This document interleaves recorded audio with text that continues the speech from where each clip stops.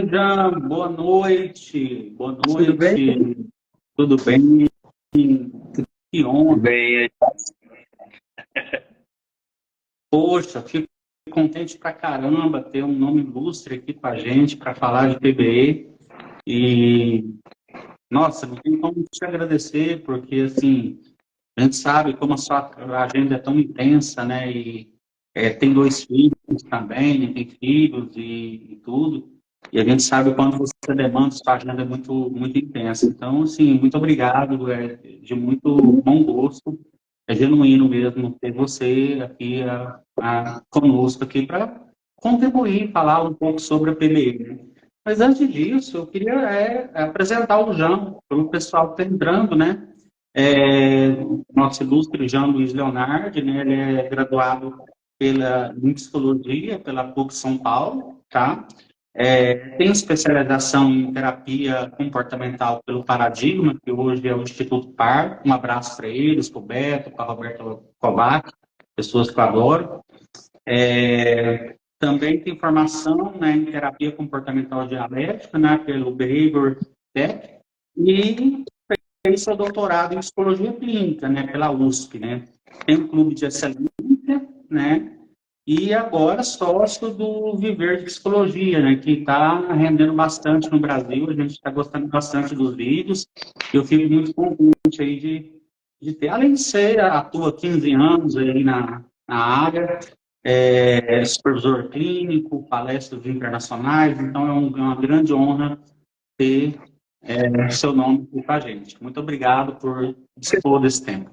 Obrigado pelo convite, obrigado pela oportunidade. A gente bater esse papo, fazia tempo que a gente estava querendo bater um papo, né? E aí foi chegando perto do fim do ano, as coisas foram se enrolando, mas estou feliz que a gente finalmente conseguiu, que deu certo. Então, obrigado de novo pela oportunidade de estar aqui com você. Imagina, eu que agradeço, a honra é toda minha. Então vamos lá, Dan, assim, a gente combinou tipo uma entrevista, né? Então, assim, eu vou ser um pouco cirúrgico, porque eu quero te aproveitar, assim, o máximo aqui, porque o Instagram tem um tempo limitado, né? Então a gente não consegue falar muito tempo. Então, assim, eu, né, queria muito, né, ter você já há muito tempo para falar com a gente aqui, para trazer o conceito, né, da PBE, Psicologia Baseada em Evidências, e também, né, se fala de prática baseada em evidências, né? Então, no final, assim, o que é a PBE? O que é Psicologia Baseada em Evidências? Perfeito. Cara, é muito curioso, assim, porque a prática baseada em evidências, enquanto um modelo de atuação, de prestação de serviços em psicologia clínica, ela, ela é meio óbvia, assim. Toda vez que eu explico o que é PBE, às vezes as pessoas falam assim, mas não é todo mundo que trabalha assim, né? E curiosamente não é. Então, a ideia da prática baseada em evidências é que quando você está atendendo um paciente, você vai usufruir, você vai importar, você vai absorver um conhecimento científico que foi produzido previamente e vai fazer uso dele para aquele um paciente que está sentado ali na sua frente. Então, grosso modo, é você fazer a individualização do conhecimento científico para ajudar aquele paciente que está na sua frente. Então, tecnicamente falando, o paradigma da prática baseada em evidências é quando você, ao tomar decisões clínicas, a realizar um tratamento, a mensurar resultado, tudo que você faz enquanto psicólogo, você está integrando três coisas simultaneamente. Você está integrando a melhor evidência de pesquisa disponível com o teu know-how, a tua perícia clínica, com as particularidades do paciente, né? Agora, tem vários detalhes aqui, porque às vezes as pessoas falam assim, mas, por exemplo, tal abordagem terapêutica, ela tem evidências, ela tem pesquisas clínicas. Tá, mas qual é a qualidade dessa evidência? O quanto que eu posso confiar naquele estudo, sabe? Então, por exemplo, se eu abro a janela e vejo a calçada da minha rua molhada, eu tenho uma evidência de que, bom, choveu. Será que é uma evidência confiável? Talvez não tenha chovido, talvez alguém tenha derrubado ali um balde de água. talvez alguém tenha deixado cair uma caixa de cerveja. Então, eu deveria ter métodos que me deem provas, que me deem alguma confiabilidade do que de fato aconteceu ali. Então, acho que esse é um primeiro adendo, que quando a gente fala em pesquisa clínica, dá para a gente falar em pesquisas mais confiáveis, em pesquisas menos confiáveis, e aqui a gente abre um parênteses para um universo de metodologia de pesquisa, epidemiologia, bioestatística, etc. E tem um outro erro que tem aqui, Fernando, que especialmente talvez no teu background, no meu background, que a gente tem uma origem na análise do comportamento, às vezes é achar que as evidências da pesquisa básica elas se translacionam diretamente para o fenômeno clínico, né? Então, uma etapa, você precisa ir da pesquisa básica para uma pesquisa aplicada, para uma pesquisa clínica, para uma investigação daqueles princípios em pacientes, em seres humanos, né? Para ir determinar a eficácia ou não. Então, isso é o braço da melhor evidência. O braço da perícia clínica é a parte que a gente está falando das competências mesmo. Então, como que se faz uma formulação de caso? Como que se mensura da melhor maneira os resultados do paciente, o progresso que ele está tendo? Qual é o melhor caminho para estabelecer uma boa relação terapêutica? Como que eu faço perguntas? Como que eu executo técnicas? Como que eu adapto aquela evidência daquele paciente norte-americano para o meu paciente aqui brasileiro? Tudo isso está na competência clínica, né? Então, é o know-how mesmo, assim, é o saber fazer. Então, eu sempre dou como exemplo, assim, hoje, com o conhecimento que eu tenho de metodologia, de epidemiologia, eu poderia saber qual é a melhor evidência de fisioterapia para tratar dor lombar. Beleza, mas isso não quer dizer que eu sei fazer, porque eu não tenho a perícia clínica do fisioterapeuta, eu não sei como que pega no paciente, como que eu uso um aparelho de sei lá o quê, percebe? Então eu até poderia saber qual é a melhor eficiência, não quer saber que eu vou saber executar. Então alguém poderia dizer assim, eu vi na literatura que a melhor evidência para transtorno obsessivo compulsivo é a terapia de exposição com prevenção de respostas. Mas você sabe fazer, você sabe mesmo prevenir esquiva, você sabe construir uma hierarquia, quando o paciente quer desistir, como é que você engaja? Tudo isso a gente está falando de perícia clínica. E quando a gente fala do elemento das particularidades do paciente, a gente está falando de quem é esse paciente. Ele tem um diagnóstico, ele não tem um diagnóstico? Quais são os seus objetivos, metas? No que ele acredita? Quais são as suas preferências? Ele está inserido em que contexto social, em que contexto cultural, sabe? Eu preciso adaptar de que maneira? Então, um exemplo que eu gosto de dar é quando teve o tsunami no... não foi no Kuwait, esqueci o nome. No lugar que teve o tsunami uns 10, 15 anos atrás, a gente teve um problema que um monte de psicólogo europeu, americano, canadense foi para lá para ajudar as pessoas e foi uma desgraça, porque todo o funcionamento deles de casta, de hierarquias, de o que eles entendem como certo e errado da expressão emocional, era muito diferente do psicólogo americano, europeu, canadense, assim. Então, aqui faltou o que a gente chama de competências multiculturais, por exemplo. Então, grosso modo, a prática baseada em evidências ela é a integração dessas três coisas, né? Quando eu integro a melhor evidência com a perícia clínica e as particularidades do paciente, e ela é, de certa forma, uma reação ou uma correção de práticas ou que não têm evidência ou que são, de fato, pseudocientíficas e bizarras. Grosso modo, é isso. Sim, e nesse know-how está a expertise do terapeuta, seria isso, né? Tá, exato. Bacana. Vai adquirindo, estudando a literatura teórica e empírica, coisas que você vai aprendendo em supervisão, no acúmulo de experiência clínica, atendendo, né, trocando com colegas e assim por diante. Muito bom, Jean. Sobre tudo isso, essa questão da cultura e tudo, eu considero muito importante. Eu fiz algumas perguntas no roteiro, né, para que a gente possa também não se perder, né, e assim, para o pessoal saber, né, trazendo aqui um pouco para o estado do Goiás também, a PBE ela tem uma característica de visão de mundo do homem dualista ou monista? Monista porque a até onde a gente sabe, do ponto de vista científico, o que a gente sabe é que existe o mundo da matéria, né? Então, o mundo da parede, o mundo das pedras, dos neurônios, dos órgãos, do sangue e assim por diante, né? Então, até hoje não se provou cientificamente de que exista algo de uma outra natureza, uma natureza imaterial e alguma coisa assim. Até quando se discute, por exemplo, terapia cognitiva, tal, eu vejo muita gente falar, a terapia cognitiva ela é dualista. Ela não é e nunca foi dualista. Ela nunca pressupôs uma outra natureza.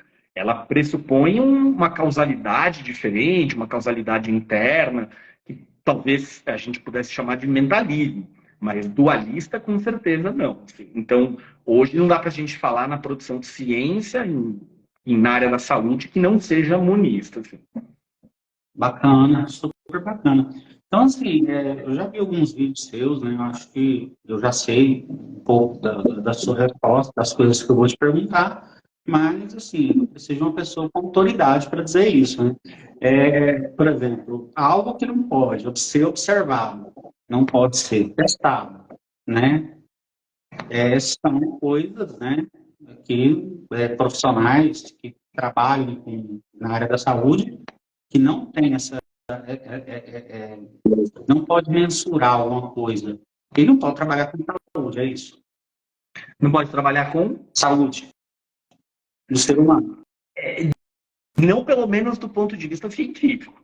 Né? Então, assim, existe uma confusão quando a gente fala em mensuração, que é o que é talvez imensurável, porque é um conceito que não é falseável, que não é testável, versus aquilo que é difícil de mensurar. Então, por exemplo, é muito fácil a gente mensurar quantos livros tem aí na tua estante. Basta eu sentar aí, entrar, contar um por um, talvez chamar mais um ou dois para contar e ter certeza que eu não cometi um erro humano. Né? Caso haja uma disparidade, a gente conta de novo até a gente bater o martelo e falar, ali na estante do Fernando tem 47 livros, e isso é inquestionável, pode chamar mais 300 observadores que todos eles vão concordar com isso. Né? Então isso é uma coisa bem fácil de mensurar. Existem as coisas que elas são mais difíceis de mensurar, mas que elas são mensuráveis, elas só são difíceis porque elas são subjetivas. Tá? Então eu poderia mensurar felicidade, qualidade de vida. Né? São coisas que existem enquanto construtos e que a gente teria alguns indicadores. Né? Então, eu poderia fazer uma maneira de avaliar quanto que o Fernando gosta da própria vida, quanto que o Jean gosta da própria vida, como feliz você é, como feliz eu sou e assim por diante. Né? A gente poderia fazer isso com dor, a gente poderia fazer isso com perfeccionismo, a gente poderia fazer isso com satisfação conjugal e etc. Agora, existem aquelas coisas que elas, de fato, elas não são mensuráveis, porque elas sequer a gente consegue ter qualquer maneira direta ou indireta de avaliar.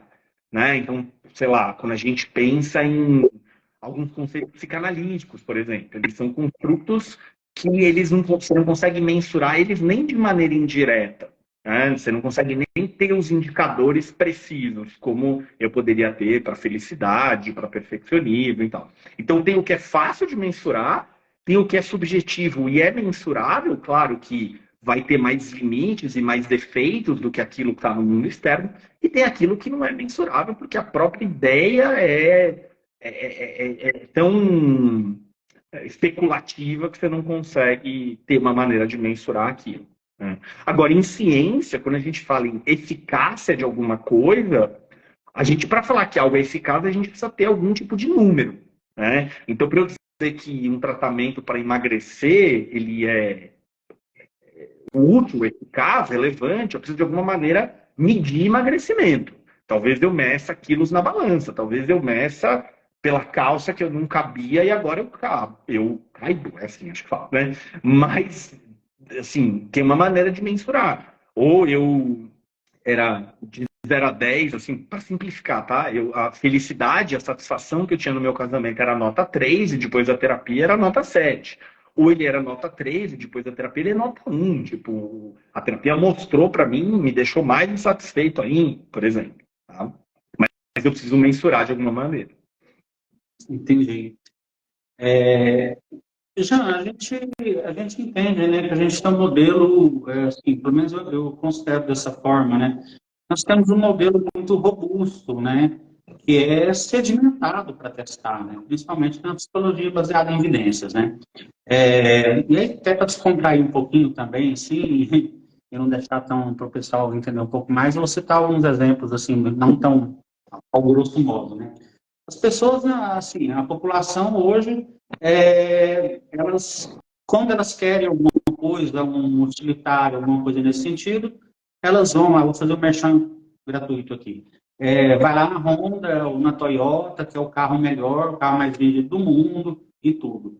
E quando se trata, né, porque tem a pós-venda, tem garantia de 5 anos, papipopó, e aquela coisa e tal. Mas quando você fala de saúde psicológica, o pessoal vai com o método da avó. Não, quebrei a perna, vou fazer um chá de boldo para você que vai dar certo, né? E o pessoal fica, né? Demora muito para poder, quando se trata de problema psicológico, tanto com a psiquiatria ou com o psicólogo, a gente vê uma resistência muito grande das pessoas para nos procurarem, pelo menos aqui no estado. Eu vejo que, eu não sou louco, eu não preciso. Quando a gente fala que é psicólogo, aquelas pessoas dão um salto para trás, se assusta e tudo, né? Até teve um caso aqui, né? Eu te mostrei, teve um caso aqui em Goiás, uma moça queria fazer um bafômetro, simplesmente com um bafômetro que ela disse que comprou na Europa, né? Então, cada um racionaliza aquilo que quer da forma que quer. Então, de onde sai essa gente? É uma questão cultural, o que acontece? Assim, eu não quero te jogar um problema para você resolver, mas assim, fica um comentário seu, porque assim, é escandaloso, sabe? É, eu vejo vários fatores que podem explicar isso e provavelmente é uma combinação de todos. Assim. Eu acho que, por um lado, nós, seres humanos, a gente acredita demais na nossa própria observação. Nós somos muito pouco humildes na ideia de assumir que talvez eu tenha visto errado, talvez eu tenha entendido errado, talvez eu tenha observado errado, assim. Então é um pouco aquela lógica do se eu vi é verdadeiro, se eu observei é assim que é, e ponto final.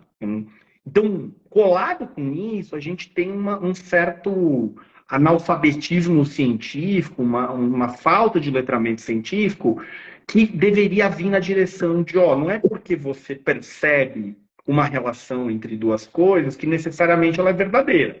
Porque se a gente for pensar, Fernando, assim, eu tô gripado, a minha avó me deu um chazinho de boldo, eu melhorei, cara, tem uma lógica aqui, né? Tipo, a priori, assim, faz bastante sentido. Toda vez que eu tomo chá, eu melhoro, assim. Então, poxa, faz sentido, assim. A pergunta que deveria ser feita é: e se eu não tomasse o chá?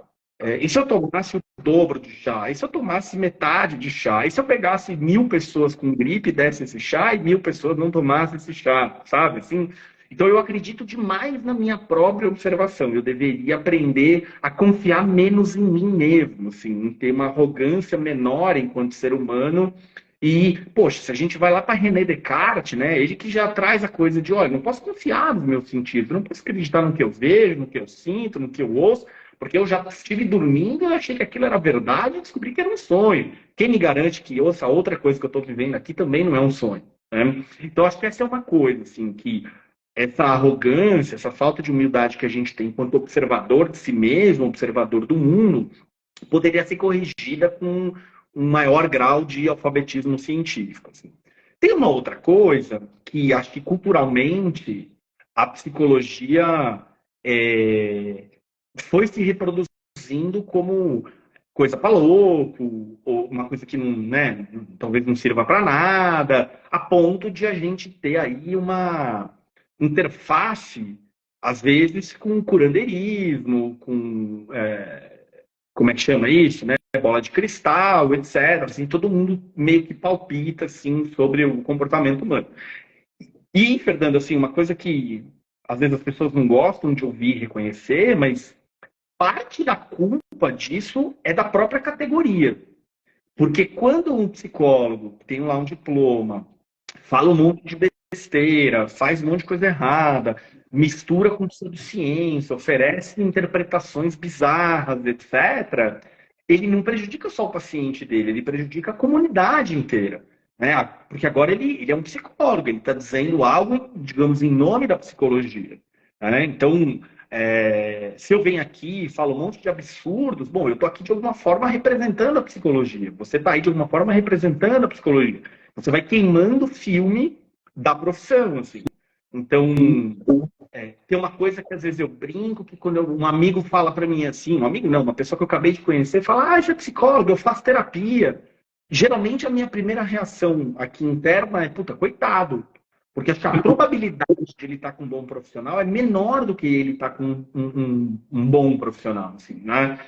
Muito do que se ensina na graduação não tem evidências científicas, muito do que se ensina é pura pseudociência, muito do que se faz não tem um mínimo de qualidade, sabe? Assim, então, se juntar essa observação que nós humanos temos de uma certa arrogância, achar que a gente é super capaz de detectar as verdades, que está de mão dada com a falta de letramento científico, com profissionais queimando filme da categoria, fazendo absurdos, assim. Eu poderia dar aqui exemplos por 3 horas seguidas de coisas que alunos já me contaram, assim, né? Aluno me contou no sentido de começou a atender um paciente, o paciente estava com medo de começar a fazer terapia com o meu aluno por conta de absurdos que o terapeuta anterior tinha feito, etc. Né? Então, que a gente junta tudo, dá para entender um pouco da resistência, assim.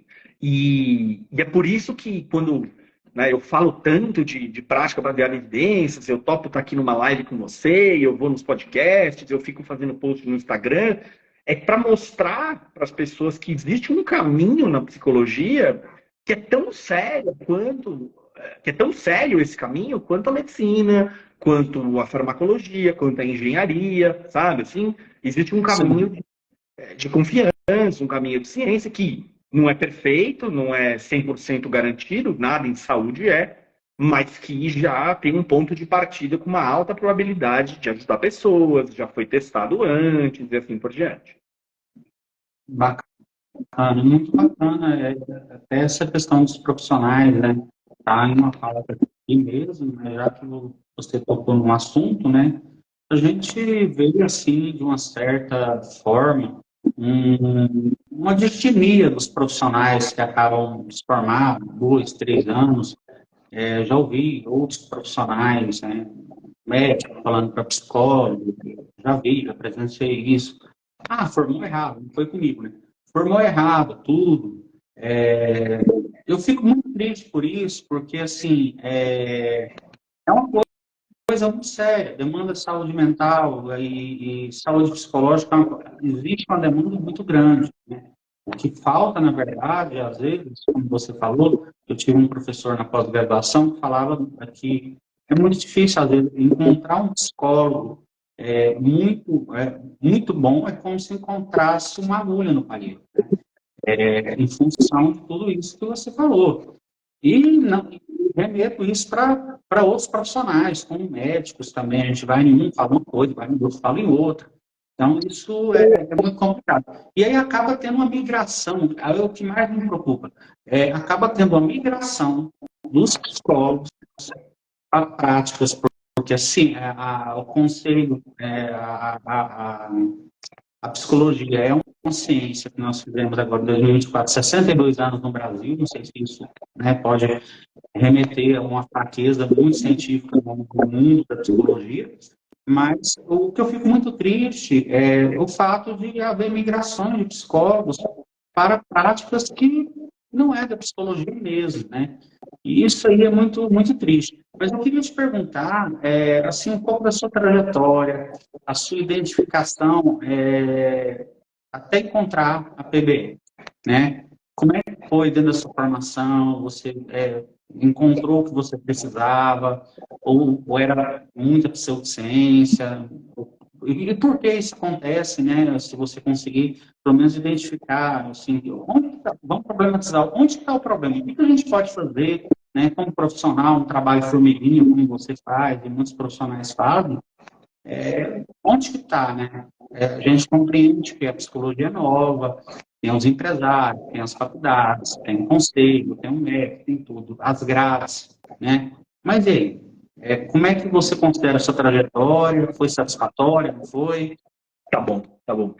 Fernando, eu vou começar respondendo a tua segunda pergunta, da de caminhos possíveis, aí eu vou um pouco para minha trajetória, porque eu acho que vai fazer mais sentido, assim, mas eu vou te falar um pouco o que eu acho que é o ideal, e geralmente o ideal ele é utópico, né? Então eu vou começar com uma certa utopia e depois eu vou falar um pouco do que eu acho que é possível como real, assim.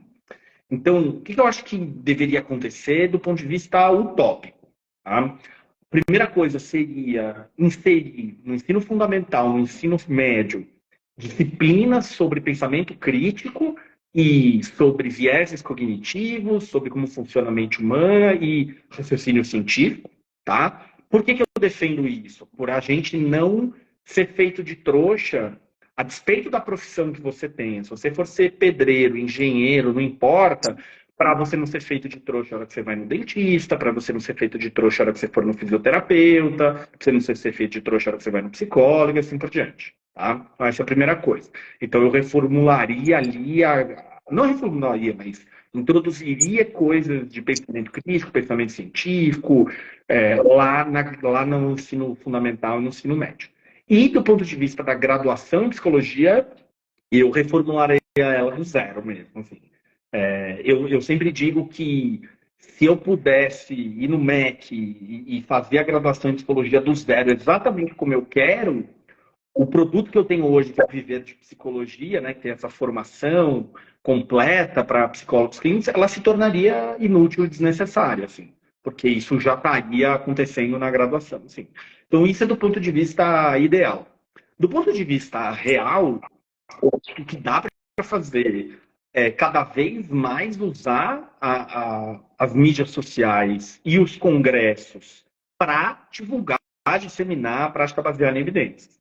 Então, quando a gente faz uma live dessa aqui, a gente está fazendo isso. Tem algumas pessoas vendo ao vivo, tem algumas pessoas que vão pegar essa live e vão encaminhar para colegas do Instagram, no WhatsApp, falar, ó, essa live aqui sobre psicologia foi legal, vai lá ver. A pessoa vai ver um post seu, vai ver um post meu, vai ver um post de um colega, vai ver um post de um concorrente, e as pessoas começam a ficar sabendo disso, assim, né? As pessoas eventualmente compram cursos como o Viver de Psicologia, como outros, e assistem vídeos no YouTube, e tem um monte de aula de graça no YouTube, tem aula minha, tem aula de um monte de gente ensinando um pouco disso, etc.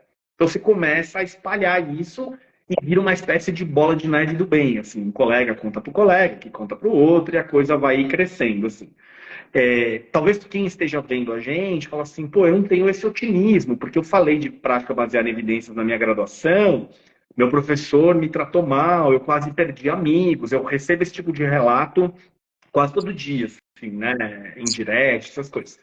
E tudo bem, assim, tipo, beleza, você tá ali numa situação que você tá vivendo um mal-estar por causa disso, então fica mais na tua, fica mais quieto, mas você já é uma semente, aí tem mais a outra semente. Então eu lembro que quando eu comecei a ensinar isso lá para 2013, mais ou menos, ninguém sabia que isso existia, assim, era uma expressão que do que esse cara tá falando, o que é PBE, né? Hoje já tem um monte de gente que pelo menos já ouviu falar. Já tem um monte de gente na graduação que teve uma palestra introdutória sobre isso, né? Chamou alguém lá para, vem aí na semana de psicologia. Eu mesmo, entre, sei lá, 2020 e 2023, eu devo ter dado umas 30, assim, para graduação introdutória, assim, uma horinha, assim, o que era. Então a coisa começa a espalhar. Então eu acho que esse é o caminho mais possível, não utópico. Tá? Agora, como que eu cheguei nisso? Eu fiz a graduação na PUC de São Paulo, e na PUC de São Paulo eu tive muita psicanálise, até quando eu participo de debates e faço críticas às psicanálises, às vezes eu fico incomodado que a pessoa fala, esse cara não sabe nada de psicanálise. Eu falo, cara, eu tive pelo menos 1.500 horas de psicanálise na graduação, com professores, assim, top da psicanálise. Assim. Li muito, estudei muito, então mais ou menos assim, eu tô por dentro. Assim. Só que a única coisa que eu tinha na psicologia, na graduação, que tinha uma base científica, era a análise do comportamento.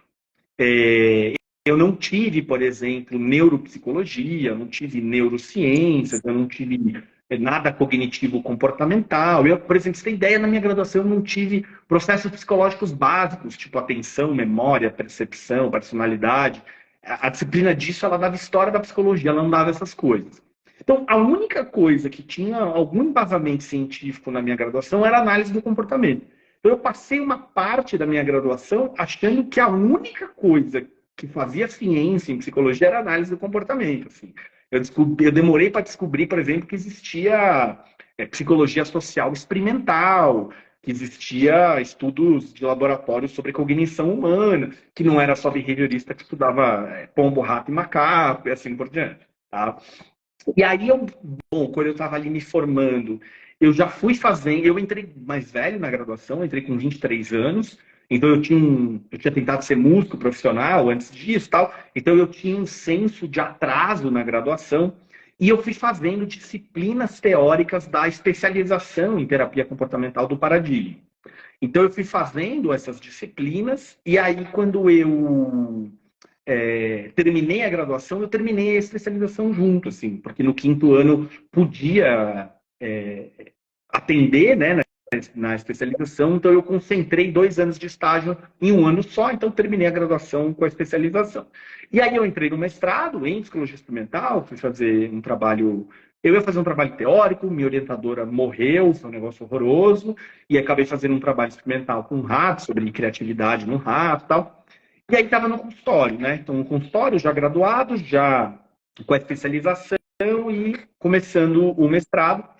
E, cara, no consultório, eu sentia que eu não sabia muito bem o que fazer, assim. Eu tinha um profundo estudo do behaviorismo radical. Essa altura do campeonato, eu já tinha lido quase todos os livros do Skinner, assim, já tinha lido Comportamento do Organismo, Ciência e Comportamento Humano, sobre o behaviorismo, o comportamento verbal, aquele de 69, o Contingência de Reforçamento, tinha lido muito, muito Skinner, e tinha, né, estudado com várias pessoas e tal. Né? O Marco Leite acabou de entrar aí, o Marco Leite é um psicanalista, já fizemos live debatendo aí PBE, psicanálise, a gente discorda sobre várias coisas e concorda com algumas outras, né, Marco? Então já debatemos aí psicanálise e PBE. E aí, quando eu estava no meados do meu mestrado, eu tinha essa sensação de, cara, eu entendo teoria, eu entendo a análise, eu consigo fazer uma boa análise em termos comportamentais e assim por diante, mas eu tinha a sensação de que eu estava meio que inventando a roda, assim, né? E aí, na época, eu fazia, por exemplo, eu fazia muita supervisão com o Roberto Banaco, que é um ídolo seu, um ídolo meu, um ídolo de boa parte dos psicólogos brasileiros aí, né? E aí, ele me ensinava as coisas e eu tinha um incômodo que era assim, cara, mas o dia que o Roberto morrer, vai morrer com ele isso aqui, porque é um conhecimento que ele foi desenvolvendo, ele foi adquirindo, ele foi criando intervenções com base no estudo dele. E eu achava isso esquisito, assim, tipo, eu não queria levar 30 anos para ser o Roberto, eu queria ser o Roberto dali 2 anos, entendeu? E eu me perguntava, como é que eu posso aprender mais sobre o que fazer, o como fazer? E eu quase abandonei o consultório por causa disso. Por muito pouco eu não abandonei. Eu, inclusive, passei numa entrevista de emprego para trabalhar no League of Legends. Não sei se você conhece, é um jogo de computador em que eles têm muito problema de comportamento tóxico. Né? Então, no chat, os jogadores se xingam, ofendem a mãe, comportamento tem lá racismo, misoginia, homofobia, um negócio horroroso. Eles queriam um psicólogo para conseguir moderar isso, manejar isso. Eu passei nessa entrevista e acabei não aceitando por questões salariais, assim, eu queria X, eles queriam pagar 50% de X, eu falei, não vou. E aí eu falei, bom, não vou trabalhar lá, então se eu vou ficar no consultório, eu não vou ficar no consultório do jeito que eu tô, porque eu ia dormir, assim, cara, com culpa, assim, como se eu tivesse, sei lá, sendo antiético, não sabia direito o que fazer, assim, era um treco, assim, que me fazia mal, assim. E aí eu comecei a procurar alternativas, cara. Procurar alternativas. Não sei muito bem como. Em noites de insônia, fuçando no PubMed, lendo sobre história da terapia comportamental, nananã. eu fui descobrindo um pouco, tanto a DBT, a terapia comportamental dialética, quanto a PBE meio ao mesmo tempo. Porque eu estava estudando muito história da terapia comportamental, porque eu queria, assim, e se estava a DBT. E eu nunca tinha estudado isso. Tinha estudado um pouco de FAP, tinha estudado um pouco de arte, tinha estudado um pouco de ativação, né? Mas deixa ali DBT, assim. E aí fui ler DBT, e quando se lia DBT, aparecia esse termo, assim, Evidence-Based Practice, né? Prática baseada em evidência. Aí, mais ou menos na mesma época, eu descobri esse termo, comecei a procurar, e aí eu via que, tipo, putz, esses caras do Evidence-Based Practice às vezes cita DBT e tal, não sei o que, mas o que isso aqui tem em comum? Viu? E aí eu descobri que existia a prática baseada em evidências e que vários dos meus desconfortos, assim, das minhas noites de eu sono estelionatário, eu não sei o que eu estou fazendo como terapeuta, vinha sendo discutido, sei lá, há 30 anos na literatura. E aí abriu um universo, assim, de enlouquecer com PDF, PDF, PDF, PDF. E falei assim, não, eu vou meu doutorado, eu vou fazer sobre isso. Vai ser sobre isso e tal. E aí que eu falei, bom, eu quero fazer sobre isso, mas como é que eu vou juntar isso com o meu desconforto, né? Com o que eu sei. E aí que eu fui olhar para as evidências da terapia analítico-comportamental, esse modelo brasileiro, um pouco sobre a lógica do paradigma da prática baseada em evidências. Fiz a minha tese, eu defendi ela no começo de 2016. E aí uma parte da comunidade de análise do comportamento me elogiou muito, gostou muito do trabalho, e isso deu iniciativa a algumas coisas, como a RedTAC, como discussões em congresso, e uma parcela pequena da comunidade passou a me odiar e ter hate de mim, dizendo que eu queria destruir a área, e que prática baseada em evidências era besteira, e que análise de comportamento dá conta de tudo sozinha, e coisas assim. Então, mais ou menos foi esse o caminho. Tem um pessoal mais ortodoxo, né? Que é aquele pessoal mais engessado, que não quer evoluir, né? Eu penso que a psicologia, além de avançar, né? Ela precisa fortalecer e avançar, né? De todas as formas, a partir do carinha que está lá no primeiro período, segundo, terceiro, quarto ano, e é muito bacana, porque assim, você contando a sua trajetória, né, olha só, eu, né, imagino, né, que você também é mais ou menos da minha época, a gente tem mais ou menos a mesma idade ali. A gente é da época da internet, que não tinha internet, né? Era a internet de escada, né? Então, o estudo era muito difícil. E hoje, o pessoal, a galerinha tem acesso a tudo, ao estudo. Então, correr atrás, né? Eu sempre falo, gente, eu falo com meus alunos, falo muito isso. Abandone o senso comum, né? E vai para o senso crítico, aquela história que o Banach sempre conta, desde o início da vida dele, né? Que ele falou, psicologia não é um senso comum, não é a psicologia do senso comum, ela tem um senso crítico, ela tem um senso científico. Então, eu sempre, né? Para que o profissional não saia da faculdade e fica reverberando ali, falando que o curso não deu certo, que em tudo. Porque, embora as grades, enfim, o mundo é assim, ele pode correr atrás também, né? Então, eu sempre falo, vocês que fazem a formação de vocês, né? A gente vem aqui, dá as disciplinas e tal, mas corre atrás, né? Então, o que você fez foi muito interessante, porque você ficou noite sem dormir, foi atrás, é uma coisa que você estava insatisfeito, faltava algo na sua formação, que você pensava, né? E se encontrou, né? E, assim, a PBE já vem numa escalada muito grande, eu acho não, eu penso dessa forma, eu considero, e depois da pandemia,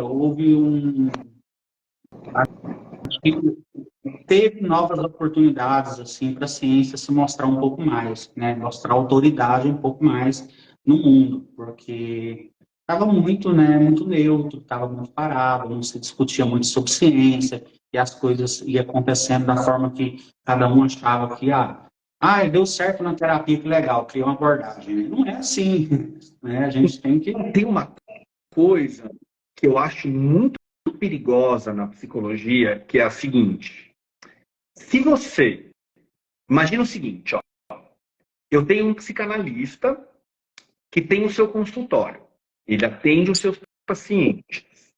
Esses pacientes, uma boa parte melhoram, alguns não melhoram, e esses pacientes encaminham para os seus colegas, etc. E esse psicanalista está com o seu consultório sempre cheio.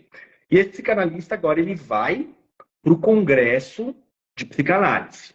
E ele fala para a comunidade dele, e ele é aplaudido, ele publica em revistas, etc. A mesma coisa acontece agora numa comunidade de behavioristas. Eu tenho um behaviorista que atende os seus pacientes no consultório, a maioria dos seus pacientes melhora, algum outro não, os colegas encaminham, os pacientes encaminham, ele tem o consultório cheio, ele ganha dinheiro, ele vai para o congresso de behaviorismo, apresenta seus trabalhos, ganha palmas, prêmios, publicações, etc. E agora eu posso expandir isso para além do psicanalista, do behaviorista, e falar do psicodramatista, etc. E aí, qual que é o problema disso aqui? O problema disso aqui é que a gente tem um sistema, uma comunidade, um grupo que se auto-reforça e que se auto-aplaude e que um passa a mão na cabeça do outro com elogios. E você pode correr o risco aqui de sempre fazer o mais do mesmo e não ter progresso. E de uma maneira que fica esses nichos e você não tem progresso científico. Porque está todo mundo meio que se auto-validando, assim, entende? Então, e é por isso que eu acho triste quando os debates acalorados, eles caem para o nível pessoal, entende? A hora que alguém, sei lá, o psicanalista diz para mim, você é um imbecil, você é um babaca, você não tem debate. O debate é a hora que a gente fala assim, cara, o ensaio clínico é uma boa maneira de fazer pesquisa? Porque sim, porque não? O que você ganha, o que você perde? Ou esse conceito aqui da análise de comportamento dá conta, não dá conta, mas vira uma coisa que é um ataque ao que seria um conceito, uma hipótese, uma teoria, um modelo, se pessoaliza, né? Se personaliza, não sei qual que é o termo correto aqui, né? Então, putz, e é isso, assim, então, pra você ter ideia, eu não sei há quanto tempo as pessoas que estão aqui me acompanham, há 1 ano e 2 meses atrás, cara, eu fui chamado de nazista, eu fui chamado de Hitler, falaram que a minha tese de doutorado era uma revisãozinha sem pé nem cabeça, até inventaram que tinha uma foto minha fazendo propaganda política para um determinado candidato à presidência, assim. Porque a questão virou quem eu era, ou quem eu era, né, na visão distorcida dessas pessoas. E não assim, qual é o teu argumento? Então, se eu tiver ali o psicanalista e falar assim, complexo de Édipo é um conceito ruim por causa disso, disso, disso. Ele tem que me responder, não é por causa disso, disso, daquilo. Né? Ciência se debate com ciência melhor. A hora que ele vira e fala assim, você é um imbecil porque você é de tal abordagem, você defende o PB, você não pode falar de psicanálise, acabou a conversa.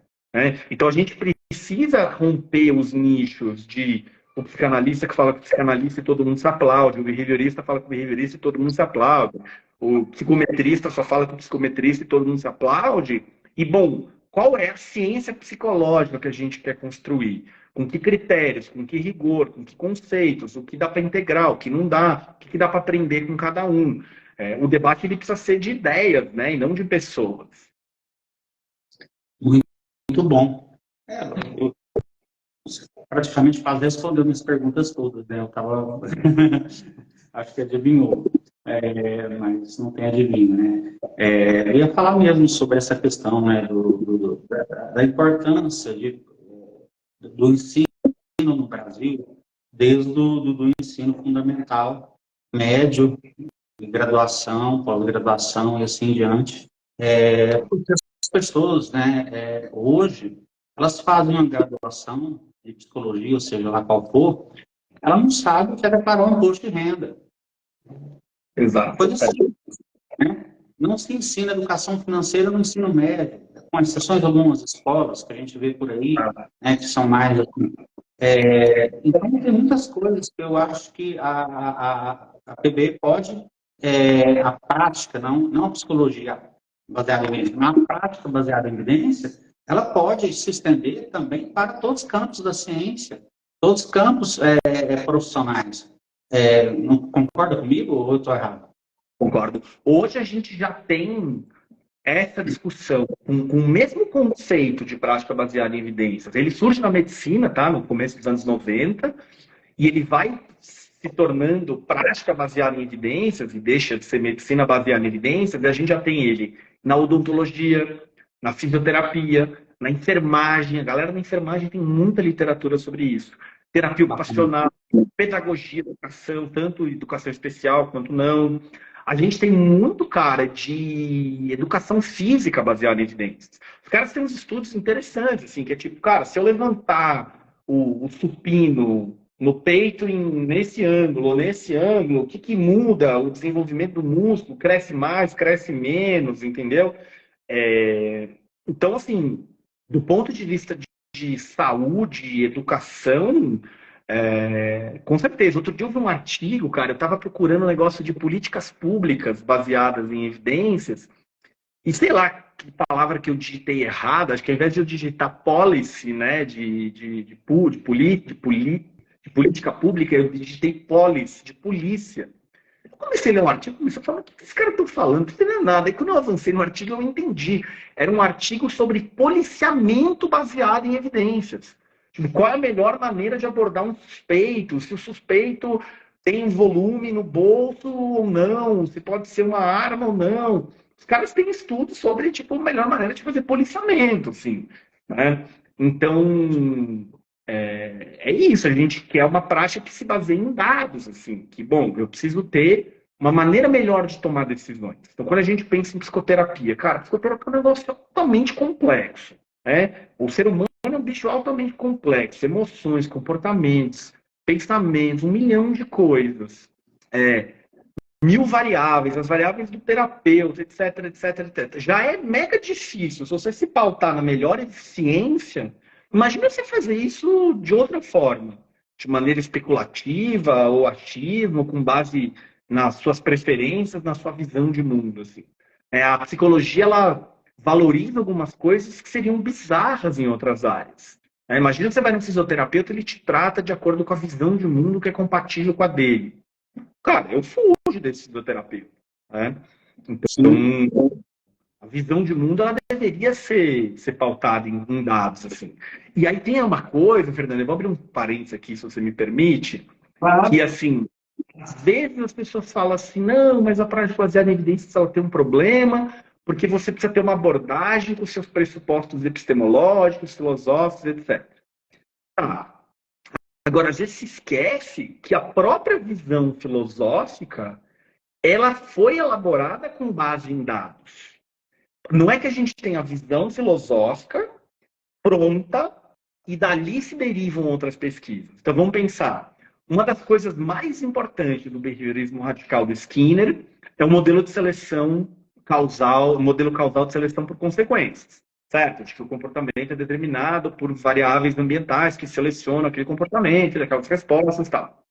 Isso está na base do behaviorismo radical. Mas isso foi descoberto por Skinner em laboratório. Nos anos 35, ali, ele ainda achava que todo comportamento era reflexo, ali 35, 36, ele saca que puta, não é o antecedente, é a consequência que seleciona. E aí ele olha e fala assim, não, tem a seleção ambiental, e isso aqui vai estar na base de um pressuposto filosófico. E esse pressuposto filosófico vai alimentar toda uma linha de pesquisa, básica e aplicada. Então, essas coisas elas se retroalimentam. Não é que você tem uma base epistemológica pronta e dali se deriva pesquisas. E essa base filosófica ela pode mudar à medida que você descobrir novas coisas. Tipo, vou aqui dar um exemplo exageradíssimo só para ser didático. Imagina que amanhã a gente desenvolve sei lá, um tipo de luneta, de microscópio, e a gente descobre que o mundo não é monista. De fato, o dualismo existe. A gente tem duas substâncias diferentes.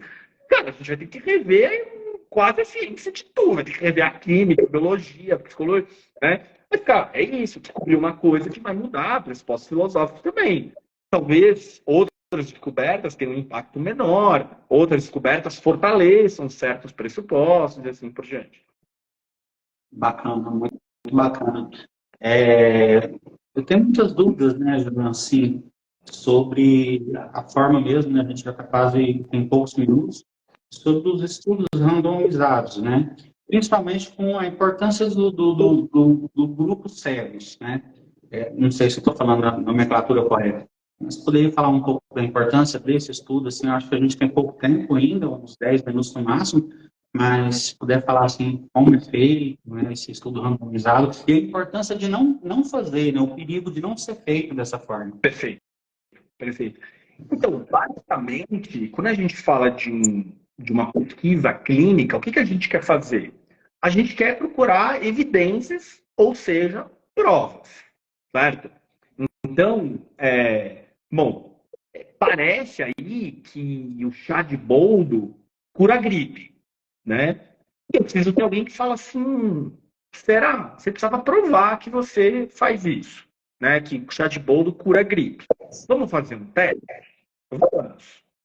Só que assim, não é qualquer teste, né? Se eu pego, por exemplo, 1.000 pessoas, divido elas em dois grupos de 500. 500 vai tomar o chá, 500 não vai tomar o chá, isso não é suficiente. Eu preciso ter vários critérios rigorosos para ver se eu consigo provar isso. Vou dar um exemplo. Imagina que o grupo que vai tomar o chá são pessoas entre 20 e 30 anos de idade. E as pessoas que não vão tomar o chá são pessoas entre 80 e 90 anos de idade. Já temos um problema.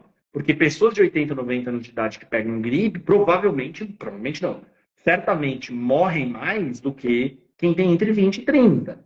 Né? Quem tem 20 e 30 anos, talvez faça mais exercício físico do que tem entre 80 e 90. Você começa a ter um monte de coisa e fala assim, cara, mas você não pode comparar esses dois grupos. Você está deturpando, você está distorcendo. Né? Agora, isso é só um exemplo. Eu poderia dar aqui inúmeros exemplos de coisas que precisam se tomar cuidado para garantir que essas provas são confiáveis, que eu possa acreditar naquele achado que você vai chegar. Então, em resumo, você faz um estudo em que você tem um grande grupo de pessoas que compartilham alguma coisa em comum. Por exemplo, todas elas têm depressão. Elas vão ser diferentes em todo o resto, mas elas têm diagnóstico de depressão. Ou todas elas estão infelizes no casamento. Ou todas elas têm obesidade grau 1. Ou todas elas estão num momento da vida que não sabem se querem casar ou ficar solteiras. Alguma coisa elas têm em comum, que vai ser o teu desfecho. Então, qual que é o meu desfecho? É o emagrecimento. É sair da depressão de acordo com algum critério. É ficar mais feliz no casamento. É decidir de maneira satisfatória se eu vou aposentar ou continuar trabalhando, e assim por diante. Então, agora eu tenho essas pessoas que têm alguma coisa em comum, eu preciso recrutar elas de uma maneira representativa, aleatória, assim por diante. E eu preciso agora que essas pessoas, quando forem divididas, elas sejam divididas de uma maneira aleatória. Eu não posso escolher, senão eu vou escolher o que eu quero ver. Ou como eu sou fabricante de chá de boldo, eu quero pôr os jovens em quem vai tomar boldo, eu vou pôr os velhos em quem não vai tomar, por exemplo, tá? Então tem vários cuidados que você precisa tomar. Por exemplo, tem uma pesquisa que eu li outro dia que comparou TCC com psicanálise. A pesquisa é uma vergonha. Por quê? Porque quem faz psicanálise? Os psicanalistas. Quem faz TCC? Os psicanalistas. Sério? Entendeu? Sim, tipo, claro que o psicanalista não faz com a mesma paixão, com o mesmo engajamento e nem mesmo com o mesmo conhecimento que o cara. O certo é você pegar a gente da TCC no grupo TCC e gente da psicanálise no grupo psicanálise, por exemplo. Então, você vai tomar todos esses cuidados metodológicos, vai tirar medidas e vai ver no final, bom, na média, quem melhora mais? Né? É quem fez o tratamento ou é quem não fez o tratamento? Ou é quem fez o tratamento A versus o tratamento B? Ou é quem tomou chá de boldo, quem tomou água quente, que era lá o placebo, por exemplo. Tá? Agora, muitas vezes as pessoas falam assim, mas espera aí, essas pessoas aí, elas são pessoas que, né, meu paciente não está aí, assim, entendeu? Talvez esses pacientes sejam um pouco diferentes do meu. E talvez não, com certeza eles vão ser, porque cada indivíduo é único. O que você tem? Você tem um ponto de partida. Você tem um início de o que fazer.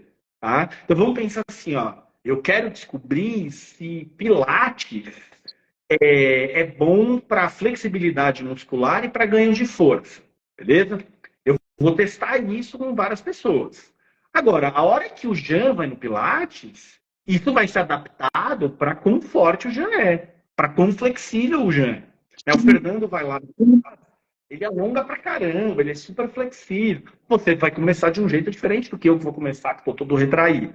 Né? Ou você é um cara que faz musculação há 20 anos, eu estou sedentário há 5. Você vai fazer de um jeito diferente o Pilates que eu vou fazer, mas as duas coisas são Pilates. Percebe? Então, a hora que você vai fazer, sei lá, uma terapia comportamental com o indivíduo A, ele talvez tenha déficits comportamentais, excessos comportamentais diferentes de pessoas que estavam naquele grupo, mas você tem um ponto de partida, você tem um procedimento que é replicável, que foi testado, né? Você não tem nenhuma certeza absoluta, você tem algumas probabilidades, alguns lugares de o que fazer, como fazer, entendeu? Então, o ensaio clínico, que é esse estudo geralmente com cegamento, o cegamento em psicoterapia ele é mais precário, porque, por exemplo, quando você faz com remédio, se eu sou o cara que está administrando o remédio para o paciente, eu consigo ficar cego. Eu não sei se aquele comprimido é de farinha ou de verdade. Psicoterapia não dá, né? A hora que o psicanalista está atendendo o paciente, ele sabe que ele está fazendo psicanálise. A hora que eu estou atendendo o paciente, eu sei o que eu estou fazendo. Você tenta cegar o paciente, às vezes o paciente saca o que está acontecendo com ele, às vezes conversa com outro ali na sala de espera, e ele já sacou, etc. Então, o cegamento não é tão preciso, mas é um bom método de construção de evidências. E, assim, a pergunta que eu sempre faço não é isso que a gente faz com os outros tratamentos? Então, por exemplo, quando a gente estava lá em desesperado para ter vacina do Covid, talvez você não topasse tomar vacina se não tivesse sido testado em ninguém. Né? Talvez você tivesse medo da vacina te dar câncer, ou alguns tinham medo de virar jacaré, né? Mas você tinha medo ali de, sei lá, esse negócio me dá um AVC, esse negócio me fizer mal, esse negócio me zoar, né? Pô, depois que testarem 2.000 pessoas e você ficar mais disposto a tomar. Depois que testarem 2.000 pessoas e viu que morre muito menos e que quem pega tem muito mais leve e que muitas vezes nem pega, etc. Bom, agora eu quero tomar. Mas se tivessem testado em 5 pessoas, talvez você não topasse tomar. Porque, putz, você tem aí, sei lá, teu pai teve câncer de intestino e esses pacientes aí não tinha. Putz, será que eu deveria tomar? Bom, agora que você testou em 2.000, algum lá no meio tinha câncer, assim. Então, a pesquisa clínica, ela te dá algumas probabilidades, ela diminui a tua incerteza na prática, entendeu? Muito bacana, Jean. E a ciência é isso, né? A ciência ela pode não ser perfeita, né? Mas é o melhor caminho para encontrar as coisas. É uma forma de orçamentos. Fernando, se você quiser fazer mais perguntas, ou quiser abrir para o público aí, se alguém quiser fazer pergunta, fica à vontade, tá? Tá ótimo. Na verdade, deu 19h30 e o Instagram já está sinalizando aqui, pedindo para encerrar. Então, assim, eu gostaria muito de ficar com vocês, assim, mais pelo menos umas 10 horas aqui nessa cadeira, porque eu fiz muita coisa, fiz um roteiro enorme para poder tirar dúvidas contigo, mas o Instagram não permite, ele é um tempo limitado, é finito. Então, o que eu tenho a te dizer, já é assim, muito obrigado, de verdade, genuíno, de coração mesmo, pelo fato de você encabeçar a PBI no Brasil, que eu considero você um pioneiro, né? Pessoas, né? Ataques sempre vai acontecer, né? Não vamos imaginar que Skinner não foi atacado, que, enfim, outras pessoas não foi atacado, porque todo mundo que propõe algo novo na ciência, como a própria vacina, foi muito atacada, né? E isso ficou muito evidente, né? Então, a psicologia baseada em evidências está em evidência. Acho que isso é o mais importante. E conte comigo no que você precisar. A gente aqui no estado de Goiás precisava muito né, pessoa oitiva, né, para você falar com a gente, né, e dizer algo, trazer algo para a gente, pessoal.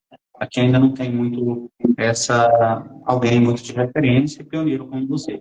Então, muito obrigado, tá? Eu encerro com os meus sinceros agradecimentos. Obrigado, Fernando. Obrigado pelo papo. Quem sabe a gente se vê em breve presencialmente aí. Com certeza vamos sim, vai dar certo.